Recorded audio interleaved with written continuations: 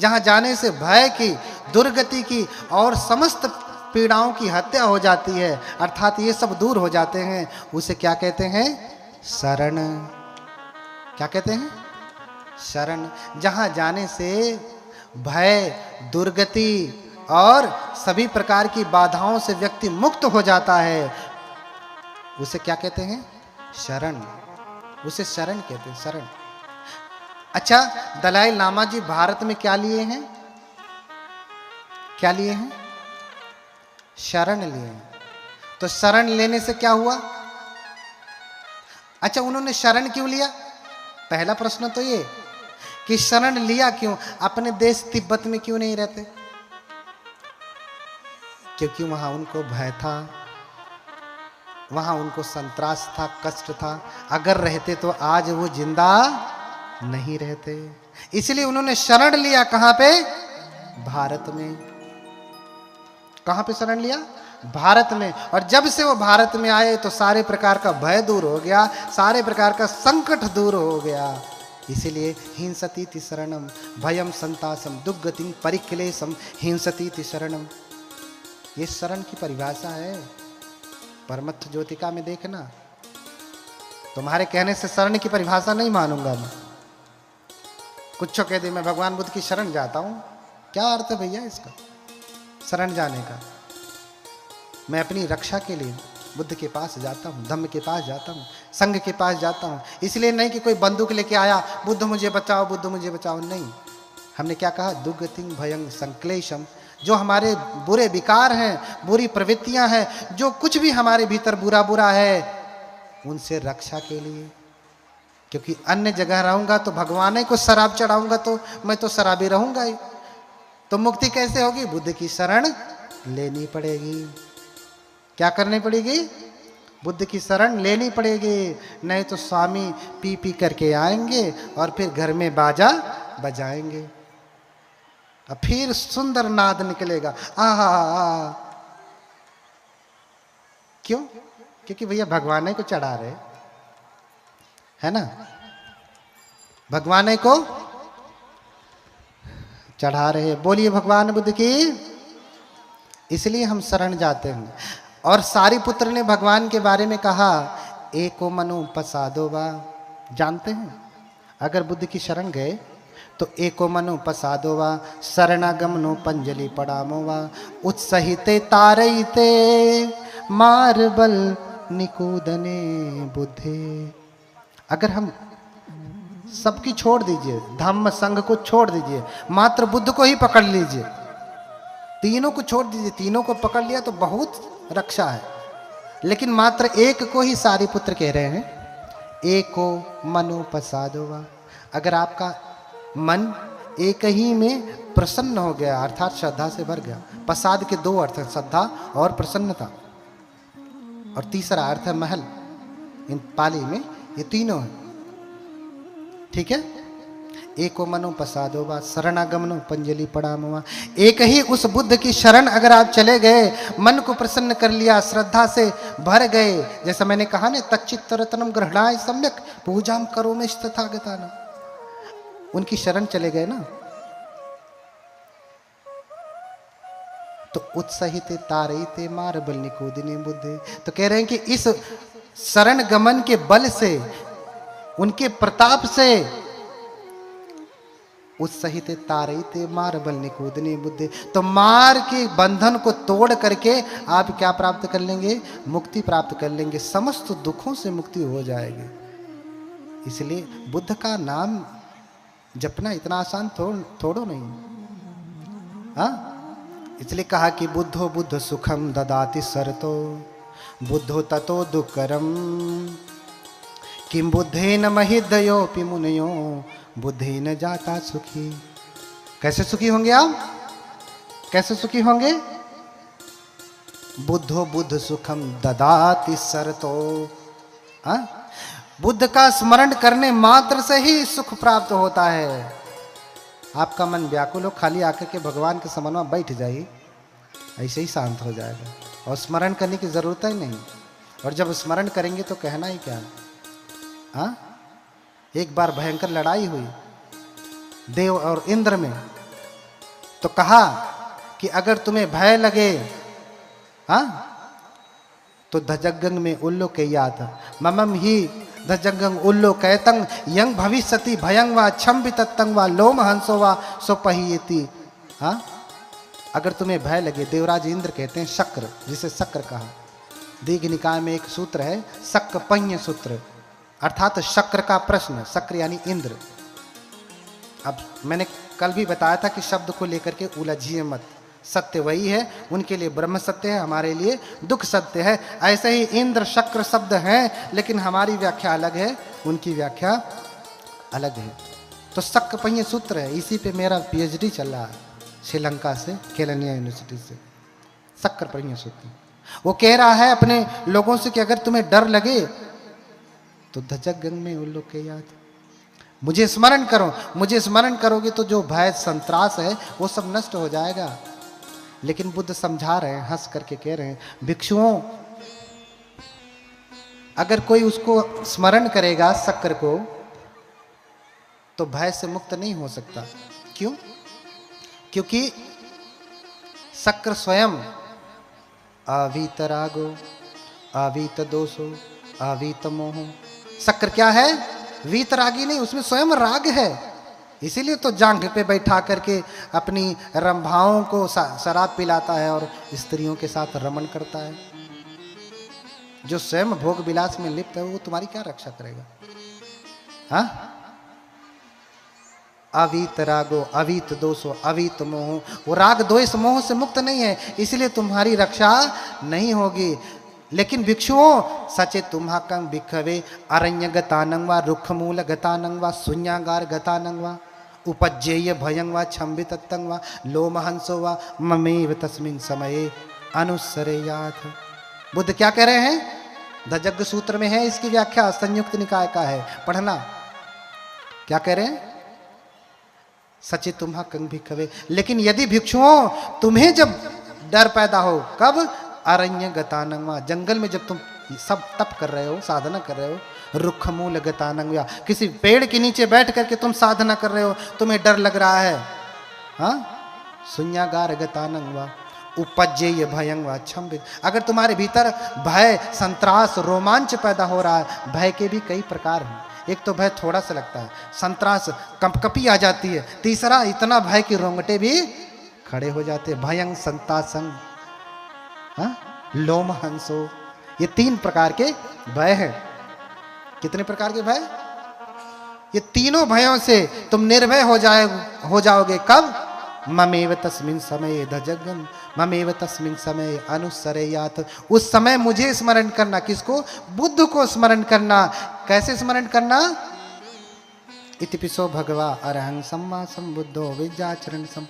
ये तुम कहना, इसका स्मरण करना कि ऐसे हैं भगवान, अरहत हैं, सम्यक संबुद्ध है, विद्याचरण है, सत्ता है, देवताओं और मनुष्यों के गुरु हैं। बिगड़ैल भी बिगड़ैल व्यक्ति को ऐसे नियंत्रण में कर लेते हैं जैसे कोई बिगड़ैल घोड़े को नियंत्रण में कर लेता है। बुद्धो भगवाति, बुद्ध है, भगवान है वो। नोचे मंग अनुसरयात अथ धम्मंग अनुसरयात। अगर बुद्ध को न स्मरण करना तो धर्म को स्मरण करना। स्वाखा तो भगवता धम्मो संदिष्टि को। अगर धर्म को नहीं, नोचे धम्मंग अनुसरयात अथ संघंग अनुसरयात, संघ को स्मरण करना, संघ को याद करना। एवं बुद्धं सरंतानंग धम्मं संगं च भिक्खो भयं वा छम्भि तत्तं वा लोमहंसो वा हे सती। हाँ, तो इस प्रकार से बुद्ध का, अगर आपको डर लगता है ना, तो क्या करना है? बुद्ध का स्मरण करना है। मैंने पहले ही कहा कि बुद्ध की कथा कोई हवा में ऐसे कोई बैठ करके लेखक नहीं लिख दिया है। ये ऐतिहासिक घटनाएं हैं, ये हुई हैं, इतिहास इसका प्रमाण है। और वहीं से मैं बोल रहा हूं, उन्हीं ग्रंथों से बोल रहा हूं जो छठ संगायन में बाबा साहब द्वारा अनुमोदित है, उन्हीं से बोल रहा हूं। इसलिए बुद्धो बुद्ध सुखं ददाति सरतो। बुद्ध का स्मरण करने से सुख होने लगता। जैसे ही बुद्ध का स्मरण करना शुरू किया, क्या पैदा होने लगता है? सुख पैदा होने लगता है। लेकिन बुद्धो ततो दुःखकरम, बुद्ध का स्मरण करना इतना आसान है क्या? कितने लोग करते रहे, बुद्ध को तो बहुत दिनों से मानते रहे, कभी स्मरण किया? किया क्या? इधर बैठे हैं आचार्य जी, कभी किया? दुनिया को ज्ञान देते फिरते हैं, कभी कराया बुद्ध का स्मरण? अब देख लेना, ऐसे ऐसे आचार्य ज्ञान देंगे तो न जाने क्या होगा। बुरी लगेगी बात कि मैं आपकी निंदा कर रहा हूं, नहीं, आप भगवान के धर्म को अगर ठीक से नहीं कह रहे हैं तो आप कहने के अधिकारी नहीं हैं। आपको सुत्त गेय व्याकरण गाथा उदानित उत्तक अबुद्ध धर्म वेदल जातक ये सब प्रमाणित रूप से कंठस्थ होना चाहिए, तभी आप बुद्ध के धर्म को देने के अधिकारी हैं। ऐसे थोड़ी नहीं नालंदा के भिक्षुओं को देख करके लोग दुबकी पूंछ हिला करके घर में घुस जाते थे। क्यों? क्योंकि वो त्रिपिटकाचार्य होते थे, धर्मज्ञ थे, अर्थज्ञ थे, कालज्ञ थे, परिसज्ञ थे, संग्राम जिन थे। ऐसे नहीं कि बस कपड़ा पहन लिया, 2 किताब पढ़ लिया और चले भैया बुद्ध का ज्ञान देने ना। भैया खेत बिगड़ने से अच्छा है कि खेतवा जैसे वैसे रहा था, क्यों दूसरा आई तो बढ़िया से खेती करी। गलत कह रहा हूं? फसल खराब करने से अच्छा है कि बो ही मत, कोई आएगा तो कम से कम अच्छे से खेती करेगा। हाँ, कभी भी बुद्ध की स्मृति कराते हैं ना? नहीं कराएंगे, इतना आसान नहीं है। बोलिए भगवान बुद्ध की। मैं जानता हूं मेरी बातें बहुत कड़वी हैं, तो मत बुरी लगे। मैं तो सच ही कहूंगा, झूठ थोड़ी ना बोलूंगा। झूठ बोलने के लिए बनते थोड़ी ना बना हूं। कम से कम जब तक धर्म कहूंगा तब तक तो गलती से भी झूठ नहीं बोलूंगा। इतना ऊंचा बैठाया का झूठ बोलने के लिए, वहीं बैठ करके बोल देता 2-4 तो झूठ। हाँ, बुद्धो ततो दुष्करम, बुद्धो दुष्कर है बुद्ध का स्मरण करना। किम बुद्धेन महिधयोपि मुनयो, अरे बुद्ध से बड़ा शक्तिशाली कोई है क्या? बताओ। लोग कहते हैं कि बहुतों के पास पंख थे, उड़ करके दूसरे देश में चले गए। बुद्ध के पास तो तुम पंख भी नहीं मानते हो, फिर भी बुद्ध को लाइट ऑफ एशिया कहा जाता है। अरे वो तो तब कहा गया सैकड़ों वर्षों पहले, आज तो बुद्ध क्या है? लाइट ऑफ द वर्ल्ड है। किसी भी क्रिश्चियन के घर में भी जाके देखो तो बुद्ध मिलेंगे। और एक राज की बात बताता हूं, राज की। अब तो क्रिश्चियन पादरी बनने के लिए भी 2 विपश्यना शिविर बौद्धों का करना अनिवार्य हो गया, तभी वो पादरी बनेगा। हाँ, ये गोपनीय बात है। और तुम बुद्ध को इतना कमजोर समझते हो। किम बुद्धेन महिधयोपि मुनयो, हाँ, बुद्ध से बड़ा रिद्धिशाली सुपर नेचुरल पावर में कौन है? मैंने कहा ना, ज्ञान प्राप्त हुआ और जा रहे हैं, भगवान नाविक से कहा कि मुझे जरा पार करा दो। बोला कि 10 कासार्पण लगेंगे। भगवान के पास कहाँ भौतिक संपदा है? बोले मेरे पास तो 10 कासार्पण नहीं है। तो बोले बैठो फिर इधर, मैं नहीं पार कराऊंगा। बोले ठीक है। भगवान फिर गंगा नदी के जल पर ऐसे चलते चलते गंगा नदी को पार कर गए, जैसे कोई जमीन पे चलता है। भगवान बुद्ध पानी पे चलते चलते चलते पार हो गए। मैंने बताया कि भगवान बुद्ध 4 बार श्रीलंका गए। कौन से फ्लाइट से गए बताओ? वहां का इतिहास लिख रहा है। महियंगमं नागदीपं कल्याणं पदलांचलं दिवागुहम दीघवापि चेतियं चंबुतिंगनं, ये स्थान है, जाकर के देखना। हाँ, बोलो भगवान बुद्ध की। किम बुद्धेन महिधयोपि मुनयो, बुद्धेन जाता सुखी, बुद्ध से ही सुखी होंगे आप, अन्यथा कटारी लेकर के दौड़ेंगे। धर्म की रक्षा कटारी से नहीं होती। इसका मतलब कि तुम्हारे धर्म में बल नहीं है, तुम कटारी दिखा रहे हो। कटारी की क्या जरूरत है? बुद्ध कभी कटारी लेके चलते हैं? न जाने कहां कहां तक बुद्ध चले गए। अंगुलीमाल के सामने जो 1999 की हत्या करने वाला है, उसके सामने बुद्ध कटारी लेके जाते हैं क्या? AK-47 राइफल ये वो लेके जाते हैं क्या? नहीं। बुद्ध की वाणी इतनी सामर्थ्यवान है, कटारी क्या करेगी उसकी? बुद्ध को कोई छू नहीं सकता। नालागिरी हाथी जब मारने के लिए आया, देवदत्त ने शराब पिला करके कहा, भेजा हाथी को। और उस समय भगवान गलियों के बीच में यात्रा चारिका कर रहे थे। सुबह का समय है, चारिका कर रहे हैं, भगवान जा रहे हैं। जाने के 2 ही रास्ते हैं, या तो इधर या तो इधर। तो इधर से आ रहे हैं फिर इधर से हाथी छोड़ दिया। अब निकलने के रास्ते किधर हैं? पीछे के ही। आगे हाथी आ जाएगा तो मार डालेगा। हाँ, भयंकर हाथी। शराब पिला दिया उसे इतना कि वो पागल हो गया। चिंगाड़ करता हुआ आया मारने के लिए श्रमण गौतम को। सभी नगर के वासी, अरे श्रमण गौतम भाग जाओ, भाग जाओ, भगवान भाग जाओ, ये हाथी पागल है, मार डालेगा, कुचल डालेगा। भगवान के साथ बनते आनंद है। कहते भगवान वापस चलिए, नहीं तो ये हाथी कुचल देगा। भगवान कहते आनंद, तथागत की अकाल मृत्यु नहीं हुआ करती। क्या कहते? आनंद, तथागत की, वो नहीं कहते मेरी, क्या कहते? तथागत की, यानी जितने भी तथागत बुद्ध हुए हैं, तथागत की अकाल मृत्यु नहीं होती। हाँ, ना परम मरणम अकालो खो आनंद। आनंद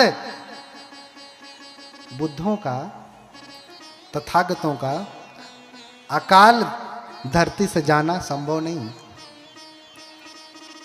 वो अपने समय पे ही जाएंगे, घोषणा करके जाएंगे कि मैं अब जाने वाला हूं, बता के जाएंगे। ऐसे नहीं चुप्पे कहीं लेटे कोई मार दिया और फिर मर गए ना, घोषणा करेंगे आज से 3 महीने बाद इतने बज के इतने मिनट पे मरूंगा और उतने मिनट पे सोएंगे, उतने मिनट पे ही मर जाएंगे। इतनी तो आप दवाई की भी गारंटी नहीं ले सकते कि जहर खा लूं तो इतने बज के इतने मिनट पे ही मरेंगे, संभव नहीं। हाँ, लेकिन बुद्धों में वो अपने शरीर को तभी त्यागते हैं जब वो चाहते हैं, मनोमय है। आनंद, तथागत की अकारण मृत्यु नहीं हुआ करती। हाँ, फिर भी आनंद कहते नहीं भगवान चलिए, भगवान चलिए। आनंद की भी श्रद्धा डगमगा गई, क्योंकि भगवान की सुरक्षा को लेकर के बड़ी चिंतित थे, कहीं ऐसा ना हो कि कुचल दे। भगवान के हाथ में कोई डंडा नहीं, कुछ नहीं। और हाथी चिंगार करता हुआ आया, जैसे ही भगवान के सामने पहुंचा मारने के लिए, तो क्या बोला भगवान ने पता है? क्या बोला पता है ना? हाँ, बोलिए भगवान बुद्ध की।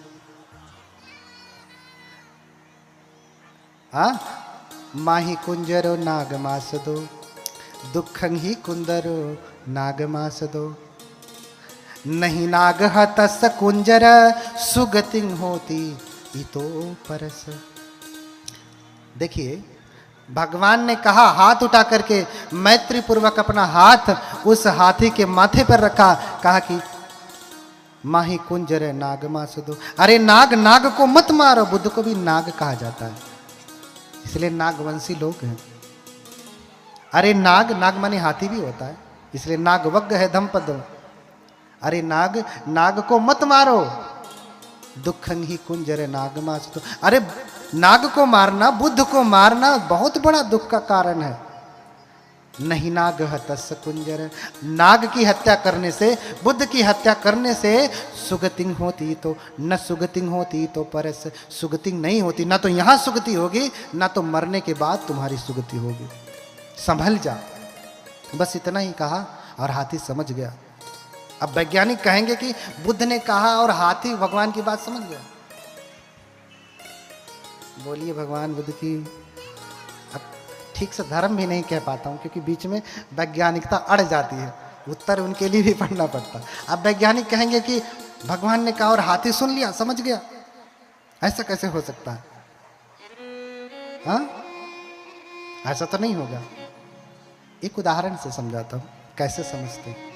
बुद्धों का कितना सामर्थ्य है। किम बुद्धेन महिधयोपि मुनियो। मैं ऐसा कह रहा हूं तो हवा में नहीं कह रहा हूं। आप चूलनिका धातु सूत्र पढ़िए, अंगुत्तर निकाय का चूलनिका सूत्र पढ़िए उसको। बुद्ध का कितना सामर्थ्य है। बुद्ध जहां चाहे अपनी आवाज को पहुंचा सकते हैं, जिस भाषा में चाहे उस भाषा में पहुंचा सकते हैं। हाँ, बहुत समय पहले इधर महाराष्ट्र में एक बूढ़ा व्यक्ति, उसको पता चला कि अरहत नहीं हुआ। किसी ने कहा कि जाओ भगवान के पास, उस श्रावस्ती में है। भागा भागा आता है। महाराष्ट्र का व्यक्ति पाली तो बोलेगा नहीं ना। हाँ, उस समय 6 भाषाएं थी बुद्ध के समय में। बुद्ध पाली बोलते थे। जैसे हम आज यहाँ हिंदी बोलते, महाराष्ट्र में जाएंगे मराठी बोलते हैं।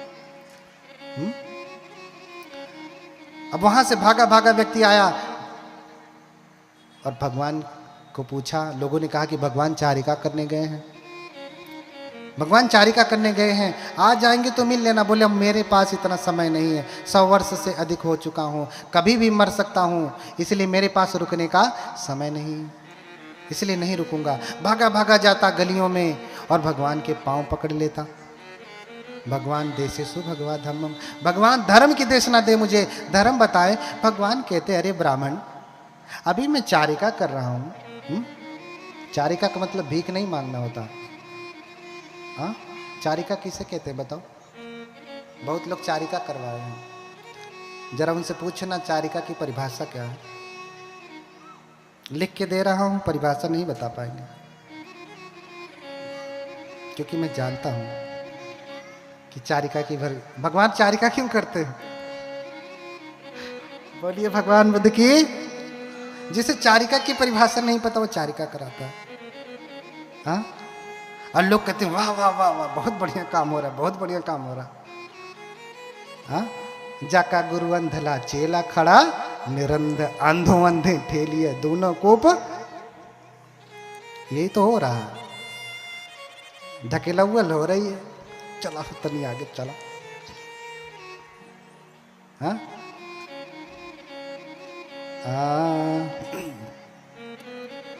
क्यों भगवान चारिका करते हैं? हाँ, एक स्थान से दूसरे स्थान भगवान क्यों जाते हैं? क्या भगवान को भोजन नहीं मिलता?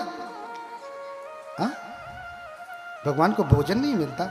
अरे हम जैसे सामान्य बनते हैं तो भी उनको भोजन खिलाने के लिए पूछिए उषा जी, इनकी पूरी टीम से लोग झगड़ा कर लिए। सुबह ही घमासान लड़ाई हुई है कि आपने मुझे नहीं खिलाने दिया, आपने मुझे नहीं खिलाने दिया। हमारे जैसे सामान्य व्यक्ति जिसको कुछ नहीं पता, कुछ भी ज्ञान नहीं, हाँ, कुछ भी बुद्ध के आगे हम लोगों की कोई औकात नहीं, चरणों की धूल भी नहीं, उनको खिलाने के लिए लोग लड़ाई कर रहे हैं, झगड़ा कर रहे हैं। तो बुद्धों को क्या भोजन की कमी थी जो मांग के खाते थे ना? हाँ, क्यों चारिका करते थे? पूजा नाम चैत्य भावम पुण्यार्थम चैव देहि नाम। किस लिए चारिका करते थे? पूजा नाम चैत्य भावम पूजार्थम चैव देहि नाम श्रावकानेक वासार्थम अनासक्तिम च दर्शयन एतादि प्रदर्शनाय बुद्धोचरित चारिका। बुद्ध किस लिए चारिका करते हैं? इसलिए कि एक ही जगह रहेंगे तो श्रावक कहीं ये न समझ लें कि भगवान अक्के मंदिरवा में रहते ही हैं, यह अनाथ पिंडी का जेतवनाराम इनको बड़ा अच्छा लगता है, कहीं जाते ही नहीं छोड़ करके। इनको इस मंदिर से मोह हो गया, इसलिए भगवान चारिका करते हैं कि उनको ये न लगे। हाँ, अनासक्ति दर्शन, और अनासक्ति को दिखाने के लिए कि भगवान के भीतर कोई आसक्ति नहीं है। पूजा नाम चैत्य भावम पुण्यार्थम चैव देहि नाम। और अगर बुद्ध एक ही जगह रहेंगे तो क्यों कोई पूजा कर पाएगा उनकी? कोई उन्हें दान देकर के पुण्यार्जन कर पाएगा? तो फिर बुद्ध महाकारुणिक कैसे होंगे? तो बुद्ध दूसरों को भी अवसर देते कि तुम दो भोजन। राजा का भी भोजन ठुकरा करके एक गरीब के यहाँ, जिसके यहाँ एक समय का भोजन नहीं, उसके यहाँ जाते हैं भगवान। क्यों? क्योंकि उसके ऊपर अनुकंपा करते हैं। बात बहुत लंबी है, चारिका के और अर्थ है। मैं बता रहा था, पांव पकड़ लिया, कहता है देशे तो भगवा धर्म, भगवान धर्म की देशना करे। भगवान कहते हैं अरे ये धर्म की देशना का समय नहीं, ये धर्म की देशना का समय नहीं, अभी मैं चारिका कर रहा हूं, बाद में तुम्हें उपदेश करूंगा। बोले भगवान मेरे पास समय नहीं, अगर आपने मुझे देशना नहीं दिया, उपदेश नहीं दिया तो मेरी मृत्यु हो जाएगी, मेरे पास समय नहीं। तो भगवान ने उपदेश दिया, दिठे दिठ मत्तंग भविष्यामि सुते सुत मत्तंग भविष्यामि थी। उपदेश दिया, 2 सूत्र बताए, देखने में मात्र देखना, सुनने में मात्र सुनना। अब इसकी धर्म की गंभीर व्याख्या बुद्ध ने पाली में कहा, और वो ब्राह्मण पाली नहीं जानता लेकिन समझ गया। एक दूसरी बात आप समझिए, बुद्ध जब उपदेश करते थे उनके साथ हजारों हजारों भिक्षु संघ होते थे। कितने? 1000 से कम तो कभी हुआ नहीं करते थे। जितने आप लोग बैठे हैं ना, जितने आप लोग बैठे हैं ना, उनसे ज्यादा तो भगवान के भिक्षु हमेशा साथ में रहते थे, आपसे ज्यादा। और भगवान को सुनने के लिए हर दिन शाम को राजा महाराजा गृहपति सब लोग आते थे, हजारों हजारों की संख्या हो जाती थी। भगवान उपदेश करते थे तो जितना पहले वाला सुनता था उतना अंत वाला भी सुनता था। बताइए, क्या भगवान माइक लगा के बोलते थे? ये था आहूजा वाला, कौन दूसरे कंपनी का रहा? ये था क्या? नहीं था। लेकिन जितना आगे वाला सुनता था उतना ही पीछे वाला। तो माइक नहीं था तो इसका मतलब क्या? आगे वाला सुन लिया, पीछे वाले ऐसे चुपचाप मच्छर मारते थे? नहीं ना, वो भी सुनते थे, वो भी। अब बुद्ध चिल्ला के भी नहीं कहते अरे सुनो भिक्षुओं, सुनो सुनो, ऐसा नहीं कहते। क्यों? बुद्ध परम संयमी है। हम लोगों का संयम टूट सकता है, बुद्ध का संयम नहीं टूटता। बुद्ध का संयम नहीं टूटता। तो बुद्ध जब बोलते हैं तो जितना आगे वाला सुनता है उतना ही बीच वाला, उतना ही अंत वाला, चाहे सहस्रों लोग क्यों ना हो, वो सुनते हैं। और बुद्ध जब उपदेश करते हैं तो जिस भाषा का जानकार होता है अपनी अपनी भाषा में सुनता है उसको। इतना बड़ा सामर्थ्य है बुद्ध का। किसमें सुनता है? अपनी अपनी भाषा में बैठ करके सुनता है। अगर कोई अंग्रेजी जानता है तो अंग्रेजी में सुनेगा, उर्दू जानता है तो उर्दू में सुनेगा, बंगाली जानता है तो बंगाली में सुनेगा। बुद्ध पाली में ही बोलेंगे, अपनी भाषा में बोलेंगे, लेकिन वो किस में समझेगा? अपनी भाषा में समझेगा। इसलिए बुद्ध ने बाकियों को अनुमति दिया कि अपनी अपनी भाषा में धर्म का अनुवाद करो, अपनी अपनी भाषा में धर्म सीखो, जो भाषा जानते हो उसमें सीखो। इसलिए तो अनुमति दिया। स्ट्रिक्ट नहीं रहे कि नहीं पाली में ही देना है। तो माही कुंजर नागमास दो दुखंग ही कुंज। हाथी के ऊपर हाथ रखा उसके माथे के ऊपर और कह दिया कि नाग की हत्या करने से तुम्हारी सुगति होने वाली नहीं है, तुम्हारी सुगति होने वाली नहीं है, ना तो यहां ना तो इसके बाद कभी भी सुगति होने वाली नहीं है। इसलिए हाथी समझ गया, भगवान के चरणों की वंदना की। आपने फोटो भी देखा होगा, हाथी झुका है, भगवान को प्रणाम कर रहा है। ऐसो ही बुद्धस्य धम्मता बोधिसत्वस्य धम्मता। यही तो बुद्धों की धर्मता है, यही तो बुद्धों का बल है, यही बुद्धों का बल है। इसलिए आप क्या करें? बुद्धों को स्मरण करें, बुद्धों की पूजा करें। कैसे कैसे करेंगे? समय भी बहुत हो रहा है ना। इतनी ही बात समझें, पूजा च पूजनीयानम एतम मंगल मुत्तमम। जो पूजने योग्य है उनकी पूजा करना ये उत्तम मंगल है। जो पूजने योग्य है उनकी पूजा करना उत्तम मंगल है। भगवान जब महापरिनिर्वाण करते हैं, जब अपने शरीर को छोड़ते हैं, तो महापरिनिर्वाण के बाद उनके अस्थि के लिए जब उनको जलाया जाता है शरीर को, पहले तो 7 दिन 500 कपड़े में लपेट करके सरसों के तेल में रखा जाता है और फिर चक्रवर्ती राजा की भांति बुद्ध का अंतिम संस्कार किया जाता है। यानी एक परत सफ़ेद कपड़ा, फिर रोई, फिर सफ़ेद कपड़ा, फिर रोई, फिर सफ़ेद कपड़ा, ऐसे 500 बार लपेटा जाता है बुद्ध के शरीर को और चक्रवर्ती राजा के शरीर को, और फिर दाह क्रिया की जाती है, फिर जलाया जाता है, अंतिम संस्कार किया जाता है बुद्ध का और चक्रवर्ती का। और जब बुद्ध के शरीर का अंतिम संस्कार हो गया, दाह क्रिया हो गई, तो उसकी राख के बंटवारे के लिए, अस्थियों के बंटवारे के लिए झगड़ा होने लगा। सभी जो 16 जनपद थे, जो 16 महाजनपद थे, उनके राजा पहुंचते हैं और अस्थियों को लेने के लिए झगड़ा करने लगते हैं कि मुझे बुद्ध की अस्थियां चाहिए। कोई कहता कि साक्य कुलो भगवा अहम पि साक्यो, मैं तो साक्य कुल का हूँ, भगवान भी साक्य कुल के हैं, इसलिए ये अस्थियों पे अधिकार मेरा है। अहम पिखत्यो बुद्धो पिखत्यो, मैं भी क्षत्रिय हूं, बुद्ध भी क्षत्रिय है, इसलिए अस्थियों पे अधिकार किसका है? मेरा है। लड़ाई करने लगते, सब अपनी अपनी कह रहे हैं, अपना अपना जोड़ रहे हैं, क्योंकि कोई कह रहा मेरे चाचा है, कोई मेरे भतीजा है, मेरे ये हैं, मेरे वो हैं, सब अपना नाती पनौती सब जोड़ने लगते हैं मरने के बाद। हाँ, कहते मेरे हैं, मेरे हैं, मैं बुद्ध को ले जाऊंगा और स्तूप बनाऊंगा, पूजा करूंगा। फिर जब झगड़ा हो जाता, मार करने की नौबत आ जाती, लोग लड़ने के लिए अपनी अपनी तलवारें निकाल लेते कि चलो युद्ध हो जाए, जो जीतेगा वो अस्थियां लेकर के जाएगा, जो जीतेगा अस्थियां लेकर के जाएगा। फिर द्रोण नामक एक ब्राह्मण उसी में से उठता है और समझाता है।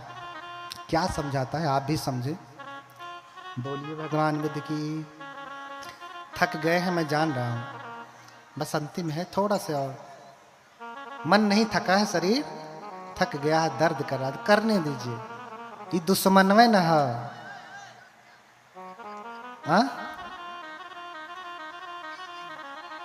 बोलिए भगवान बुद्ध की। तो द्रोण समझाते, क्या समझाते? सुनंतु भोंतो ममेक वाचन अमहक्कं बुद्धो अहो खंतिवादो नहीं उत्तम यंग उत्तम पुगलस शरीर भागे सिया संपहारो। कहते हैं कि मेरी सभी बातें सुने, सभी लोग सुने। क्या सुने? अमहक्कं बुद्धो अहो खंतिवादो, हमारे बुद्ध जो हैं खंतिवादी हैं, और बुद्ध खंतिवादी हैं तो उन्हीं के शरीर की धातु के लिए अगर हम लड़ाई करें तो नहीं उत्तम यंग उत्तम पुगलस, उत्तम व्यक्ति के लिए, श्रेष्ठ व्यक्ति के लिए ये शोभा नहीं देता कि खंतिवादी भगवान के लिए वो लड़ाई करें, उनकी अस्थियों के लिए लड़ाई करें। तो फिर बोले सब क्या करना चाहिए फिर? तो कहते हैं सब्बे वो भोंतो सहिता समग्गा शरीर धातुम करो मठ भागे विथारिका हो तु दिशा सुथुपा सब्बे जना चक्षुमंतो प्रसन्नाति। कहते हैं कि सभी लोग प्रसन्न होकर के क्या करें? इन अस्थियों को 8 भागों में बांट लीजिए। क्या करें? 8 भागों में बांट लीजिए और अपने अपने जगह पे ले जाइए, अपने अपने राज्य में ले जाइए, वहां वहां स्तूप बनाइए। और अगर एक स्तूप बनाएंगे तो अधिक लोग पूजा नहीं कर पाएंगे, सभी लोग एक जगह नहीं पहुंच सकते। कुछ लोग सारनाथ जा सकते हैं, कुछ लोग बोध गया जा सकते हैं, कुछ लोग लुम्बिनी जा सकते हैं, कुछ लोग कुशीनगर जा सकते हैं ना। तो 8 जगहों पे बनाएंगे तो लोगों के लिए पहुंचना आसान होगा, जिसके लिए जो स्तूप नजदीक होगा वहां पहुंच करके बुद्ध की पूजा कर लेगा। बोलिए भगवान बुद्ध की। तो झगड़ा छुड़ाया, झगड़ा छुड़ाया, 8 भागों में अस्थियां बची और जिस पात्र से बांटा उस पात्र को द्रोण ने अपने पास रख लिया और उसने स्तूप बनवाया। और जहां भगवान को जलाया गया था, जिसे आज रामाभार स्तूप कहते हैं ना, वहां पे स्तूप बनाया गया। क्या किया गया? स्तूप बनाया गया। और महापरिनिर्वाण से पहले भगवान ने आनंद को निर्देश दिया था। क्या निर्देश दिया था? कि आनंद, ये जो श्रद्धालु कुलपुत्र है ना, कुलपुत्रियां हैं, इनको 4 धामों की यात्रा करनी चाहिए। किसकी? 4 धामों की यात्रा करनी चाहिए। यथच भगवा जातो यथ यानंग पटिलाभो यथच धम्मंग आकाश यथच परिनिब्बुतो। जहां भगवान ने जन्म लिया, जहां ज्ञान प्राप्त किया, जहां पहला उपदेश दिया और जहां परिनिर्वाण प्राप्त किए,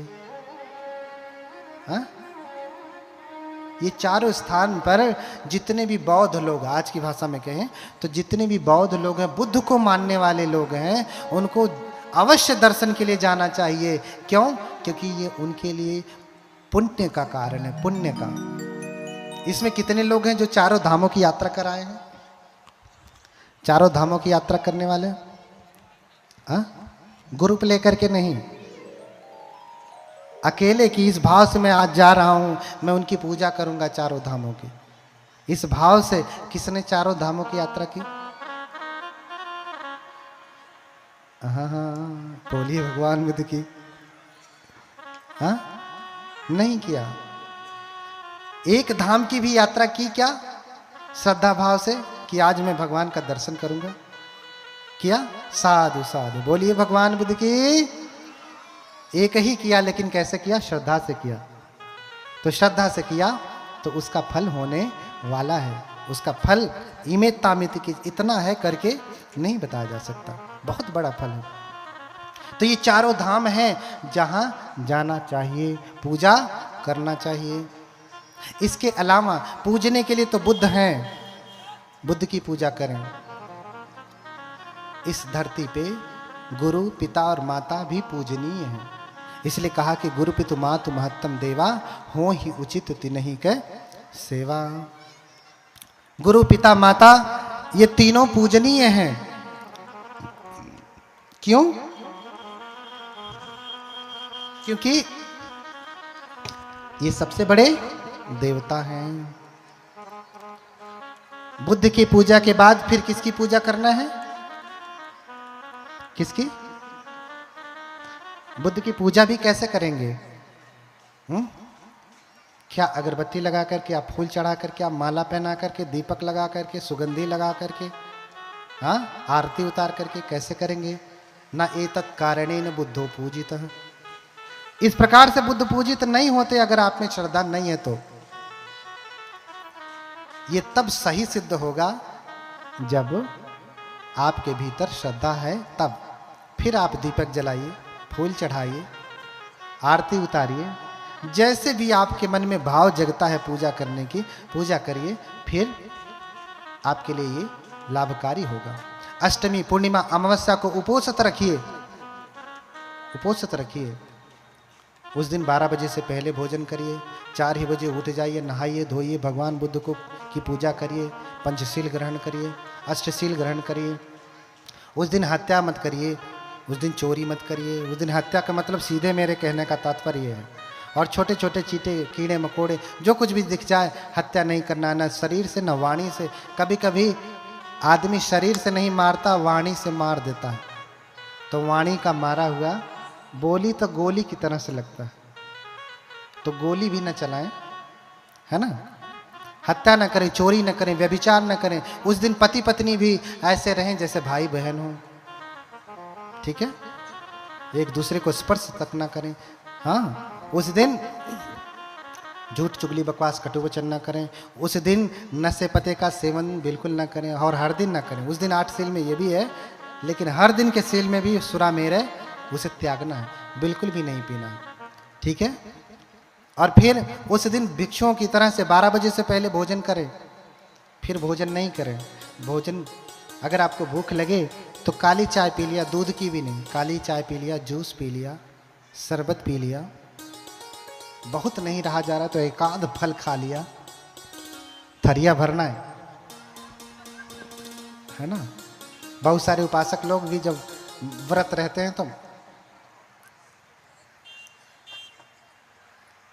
है ना, अन्न थोड़ी ना खा रहे हैं, फल खा रहे हैं। तो इतना भी नहीं खाना है, ठीक है। उस दिन नच गीत वादित विशुक दर्शनमाला गंध विलेपन धारण मंडल विभूषण ठाना वेरमणि सिक्खा पदम समाधियामि, ये आपका सील पालन होना चाहिए। उस दिन आप कोई भी प्रकार का बुरा नाच गाना, मेला तमाशा, हाँ, आर्केस्ट्रा वार्केस्ट्रा या मोबाइल में ही आजकल तो सब कुछ घर ही में है। कुल तोप बंदूक कहाँ पे है? घर ही में। कुल अच्छा बुरा कहाँ है? घर ही में, हथवे में। तो उस दिन समझिए कि उस दिन मोबाइल से हाथ जोड़ लीजिए कि आज आपको छुएंगे नहीं, खाली फ़ोन से बतियाएंगे बस, कोई ज़रूरी हो गया तो, है ना। अब वो भी बतियाते हुए सील का पालन करेंगे। झूठ चुगली बकवास कटु वचन जितना कम बोलेंगे उतना ही आप सत्य का पालन कर पाएंगे। क्योंकि जब भी बोलेंगे कुछ बढ़ा के बोल देंगे, कुछ घटा के बोल देंगे। कोई बात कड़वी लग जाएगी तो टटिया के बोल देंगे, है ना। ऐसा नहीं करना है उस दिन, ठीक है। और फिर क्या करना है? उस दिन ऊंचे आसन पे नहीं सोना है। उस दिन ऊंचे आसन पे नहीं सोना है। उस दिन नॉर्मल गद्दे पे सोइए, जैसे ये लगा है ना आपका, इसमें बहुत मखमली नहीं, ऐसे लगाया, और जमीन पे सोइए, जमीन पे लेट जाइए, बेड बिस्तरा नहीं। उस दिन एक सन्यासी की तरह जीवन व्यतीत करिए, एक भिक्षु की तरह जीवन व्यतीत करिए कि हाँ वो सोए। हम लोग भी अपने विहारों में नीचे ही सोते हैं। अब उपासकों के यहाँ आने के बाद उपासक कहते बनते यहाँ सोइए, यहाँ सोइए। जहाँ सुला देते हैं वहाँ सो जाते हैं, जहाँ बैठा देते हैं वहाँ बैठ देते हैं, जो खिला देते हैं वो खा लेते हैं, क्योंकि अब उसके उनके ऊपर आधारित है। लेकिन कुछ अनुचित कराएंगे तो नहीं करेंगे। हाँ, इतने भी अधीन नहीं कि कुछ कहें भंते जी थोड़ा गरिया दीजिए, तो गरियाएंगे नहीं। इतने भी अधीन नहीं, घर छोड़ के चले जाएंगे लेकिन ऐसा करेंगे नहीं। इसलिए ऐसा खर्रा व्यक्ति थोड़ा बुरा लगता है। और भंते पीड़ित से एकदम कांटा की तरह से चुभते हैं। इसे चुभ रहे तो चुभे, क्या कर सकते हैं। हाँ, बुद्ध से ऐसे थोड़ी ना लोग जलते थे। क्यों जलते भैया? बुद्ध तो सच बोल रहे हैं, करुणा मैत्री की बात कर रहे हैं, तो भी लोगों को चुभते थे। लोग मारने के लिए इतना प्रयास करते थे, हाथी छोड़ते थे, पहाड़ ढकेल देते थे, हाँ, आदमियों को भेज देते थे जाओ मारो, लांछन लगा देते थे। चिंचार की कथा सुना है ना, सुंदरी की कथा सुना है। क्यों? बुद्ध ने कभी किसी का अहित नहीं किया, सिर्फ सत्य बोला, तो भी चुभते थे। क्यों? क्योंकि सच बोलने से झूठों की दुकानदारी गिरती है, उसके मान मर्यादा के ऊपर प्रश्न आ जाता है। तो इसलिए पाली में उपोषित कहते हैं, है ना, पाली में उपोषित कहते हैं। और व्रत को पाली में कहें तो वत्त कहा। लोग व्रत को लेकर के भी झगड़ा करने लगते, उपपज्यति। हाँ, ये श्लोक है, वत्तंगना परिपूरेंतो, जो व्रत पूरा नहीं करता है। वत्त शब्द आया हुआ है, वत्त भी होता, वत्त यानी व्रत, वत्त यानी व्रत। जो व्रत पूरा नहीं करता उसका सील भी पूरा नहीं होता है। इसलिए उपवास व्रत आपको पालन करना ही चाहिए। अष्टमी, पूर्णिमा, अमावस्या को आप ये व्रत करिए। व्रत में क्या है? आपको उस दिन हत्या, चोरी, व्यभिचार, झूठ, चुगली, बकवास, कटु वचन, किसी भी प्रकार का नशा नहीं करना है। उस दिन कोई साज श्रृंगार नहीं, बिल्कुल सादा कपड़ा, कोई श्रृंगार पटार नहीं। उस दिन किसी भी प्रकार का ऊट पटांग, नाच गाना, मेला तमाशा, ये कुछ भी नहीं देखना है। ये समझिए एक सन्यासी की तरह से जीवन व्यतीत करना है, एक भिक्षु की तरह से जीवन व्यतीत करना है। भिक्षु की तरह से नहीं, बहुत सारे भिक्षु भी घूमते हैं। कल मैंने बताया, ऐसे पहन लिए लेकिन वो भिक्षु नहीं, क्या है? भिक्षु है। तनिको बोलेंगे तो टटिया आ जाएंगे, डंक मार देंगे, तो वो भिक्षु हैं। भिक्षु नहीं है, डंक मारने वाले। तो भिक्षु की जैसा जीवन यापन करना है। आप ये भी मत देखिए कि बनते पीठदर्शी कैसे करते हैं। अगर आपको सील का पालन करना है तो आप जैसा भगवान के श्रावक संग है, जो नियम है वैसा आप पालन करें, वैसा आप जीवन जिए। और उस दिन ऊंचे आसन पे नहीं सोना है। ये व्रत है तो सील का पालन करते करते उद बिंदु निपातेन उद कुंभोपि पूरति धीरो पुण्यस थोक थोकम पे याचिनो। जैसे बूंद बूंद करके घड़ा भर जाता है, ऐसे थोड़ा थोड़ा करके व्यक्ति पुण्य का घड़ा भर लेता है। तो उपोषित करके आप पुण्य का घड़ा भरें। फिर जिस दिन आप आवाहन करेंगी कि हे भगवान, मेरे घर में संकट है, मेरे बेटे के ऊपर आपत्ति आई है, अगर मैंने सच में उपोषित व्रत का पालन नियम से किया है, कोई शील नहीं तोड़ा, विनय के अनुसार किया है, तो इस पुण्य के प्रताप से मेरे पुत्र की रक्षा हो। इसे सत्य क्रिया कहते हैं। क्या कहते हैं? सत्य किया। इसे स्वर्ण शाम जातक में बड़े अच्छे से कहा गया। समय नहीं है, बस समय नहीं। अगली बार 10 दिन का रखना, 7 दिन का, तो थोड़ा और बड़ा करके बताऊंगा। जो बचा है उस दिन पूरा कर लूंगा। समय कम है, हम जानते हैं, आपको भी जाना है। तो हे भगवान, अगर मैंने उपोषित व्रत का पालन किया है, अगर मेरे पास थोड़ा भी पुण्य है, तो इस पुण्य के प्रताप से मेरे पुत्र की रक्षा हो, मेरे पिता की रक्षा हो, मेरी माता की रक्षा हो, मेरे मित्र की रक्षा हो। इसे सत्य क्रिया कहते हैं। ये सत्य क्रिया करिए सब प्रकार से। किसी के आगे हाथ फैलाने की बहुत ज़रूरत नहीं। आपके पास खुद ही रुपया है, पुण्य का खर्चा करिए। लेकिन रुपया हो तब ना, नहीं तो उधार कौन देता है आजकल? भंते से कितना उधार लोगे? भंते से आशीर्वाद मांग ले, उधार ही है। कितना उधार लोगे और कितना देंगे? भंते बार बार तो आएंगे नहीं।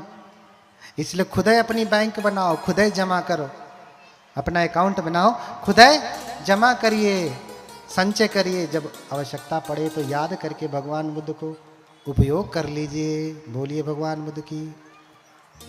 और उपोषण के साथ साथ घर के देवी देवताओं की पूजा करिए। किसकी?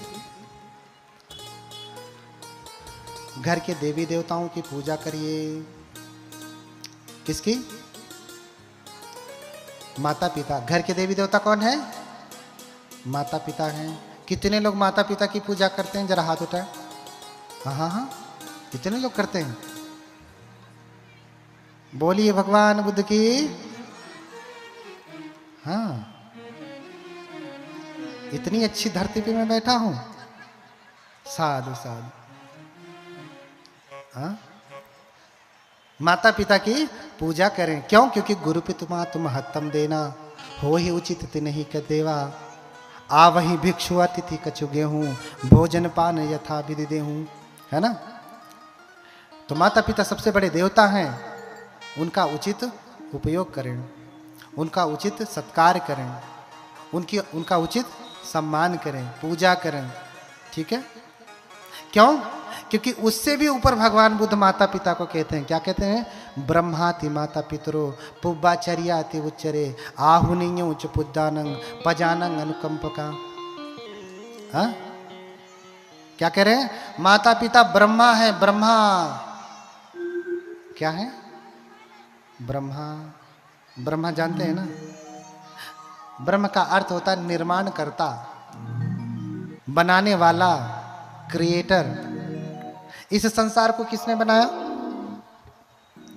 इस दुनिया को, धरती को किसने बनाया? किसने बनाया? ब्रह्मा जी ने। आपने देखा था? कोई देखा हो तो बताए। दादा पर दादा भी देखे हो तो वो भी बताएं कि हमारे दादाजी देखे थे। नहीं देखा ना कोई? जो ये कहता है कि संसार को ब्रह्मा जी ने बनाया, तो वो अपने धर्म ग्रंथ से कह रहा है कि संसार को ब्रह्मा जी ने बनाया। क्यों? क्योंकि उसके धर्म ग्रंथ में लिखा है। और बौद्ध लोग कहते हैं कि संसार को ब्रह्मा जी ने नहीं बनाया। बौद्धों ने अपना ग्रंथ पढ़ा है, उसमें से पढ़ के कहते हैं कि नहीं बनाया। न बनाते हुए उन्होंने देखा, न बनाते हुए इन्होंने देखा।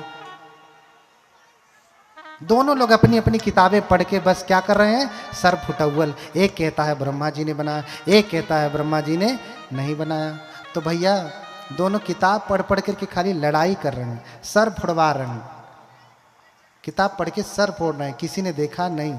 तो संसार को ब्रह्मा जी ने बनाया होगा, नहीं बनाया होगा, ये हमारा प्रश्न ही नहीं है। ये प्रश्न ही गलत है। अपितु प्रश्न पूछना चाहिए, प्रश्न पूछना चाहिए कि हमको और आपको किसने बनाया? तुम्हें किसने बनाया? तुम्हारे ब्रह्मा कौन है? तो बुद्ध ने कहा ब्रह्माति माता पितरो। माता पिता तुम्हारे क्या हैं? ब्रह्मा है, निर्माण करता है। पुब्बाचर्याति उच्चरे, वो सबसे पहले तुम्हारे गुरु हैं। क्या है? सबसे पहले गुरु हैं। उनसे पहला गुरु कोई नहीं है। अच्छा, आपको बोलना किसने सिखाया? किसने? माता पिता ने। अभी देखी छोटी सी बच्ची थी, बुलवाती हैं, बोलो बाबू मम्मी, बोलो बाबू पापा, दादा, चाचा, भैया, भाभी, सिखाते हैं ना। कौन सिखाता है? माता पिता। इसलिए पहले गुरु हैं, पहले आचार्य हैं माता पिता। उनसे बड़ा कोई गुरु, उनसे बड़ा कोई आचार्य नहीं है। आहुनयो च पुत्तानंग पजानंग अनुकंपका। पुत्रों के द्वारा वो क्या करने योग्य हैं? आहुनयो, बुलाने योग्य हैं। क्यों? क्योंकि इनके जैसा कोई पुत्रों के ऊपर दया करने वाला, अनुकंपा करने वाला कोई नहीं है। सबसे ज्यादा कोई देता है तो कौन देता है? माता पिता देते हैं। मेरी बात ध्यान से सुनना, माता पिता ज्यादा बैठे हैं और ज्यादा गोड़ पिराता हो, लड़कवा कहाँ बिगड़ल हो, सुना लड़कवा के तो लियावे के चाहत कन्हैया कहली ने लियाया तोहरे कहले से तो बात ना मानी हमारे कहले से के जाने मान जाए। हाँ आपके कहने से मानता तो अब तक मान चुका होता, लेकिन नहीं मानेगा। मैंने इसलिए कहा कि खुद आए बेटे बेटियों को लेकर के आए, कथा उनके लिए ज़्यादा ज़रूरी है। आपकी तो गई, हाँ बहुत गई थोड़ी रही, थोड़ी भी अब जाए वो भी जाने वाली है ना। तो सबसे बड़ी दया करने वाले कौन है, देने वाले कौन है? माता पिता, वही देते हैं और कोई नहीं देता। अनुकंपा वही करते हैं, हाँ आशीर्वाद देते हैं और कोई दूसरा नहीं देता। इसलिए माता पिता सबसे बड़े देने वाले हैं। उनकी सेवा करना, उस साधने न नापने न पादानं धोवने न च, क्या करना? उनकी सेवा कैसे करना, पूजा कैसे करना? उस साधने न नापने न पादानं धोवने न च। अच्छा, जो जो लोग कह रहे थे कि हम माता पिता की पूजा करते हैं, तो पूजा कैसे होती है? जैसे हम बुद्ध की पूजा कैसे करते हैं?